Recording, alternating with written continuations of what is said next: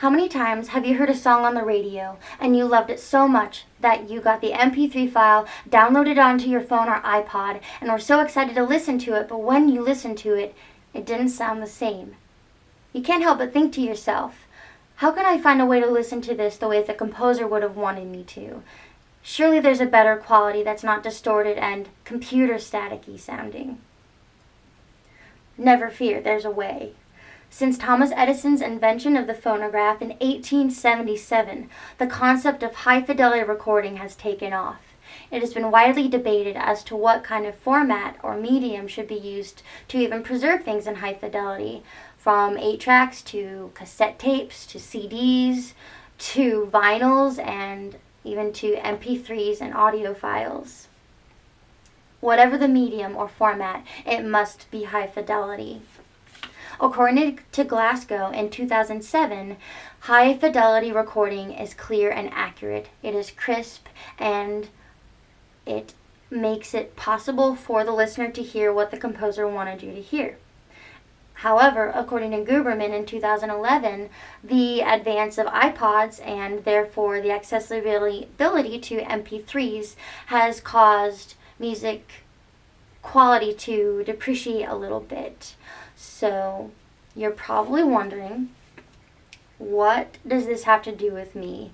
And I totally get it. It's so easy to just go and find the MP3 file of the song you want, put it on your phone, take it anywhere with you. It's so easy. However, think about when you're watching a movie. Is there music? What's it sound like? Is it in high quality? Because the composer puts a lot of work in his soundtracks. Is it everything that you would expect? So, I would like to explain why music should be preserved and recorded in high fidelity. First, let's define what high fidelity is for us as listeners. According to Thomas Edison in 1877, the concept of fidelity is how clearly something can be recorded. So high fidelity is very, very clear, and low fidelity would be not very clear at all.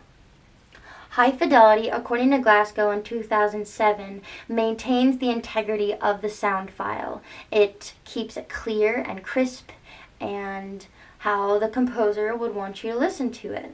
And according to Morton in 1964, it keeps the sounds true to what they are. So violins sound like violins, guitars sound like guitars, and so on. And there's no unwanted sounds like static and different just room noises and things like that.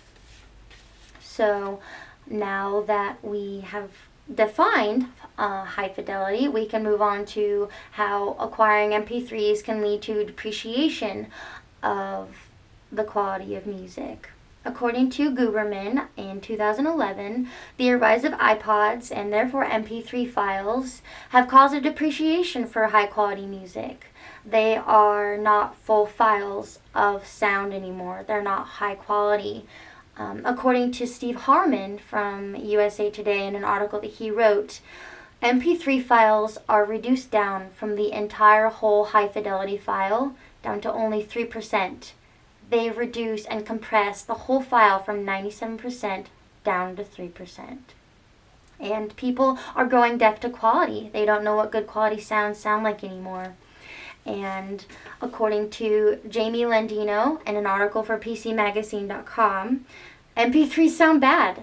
They don't sound good once you compare the full, complete files to only the MP3s, because 97% versus 3% is a lot. It's an incomplete file.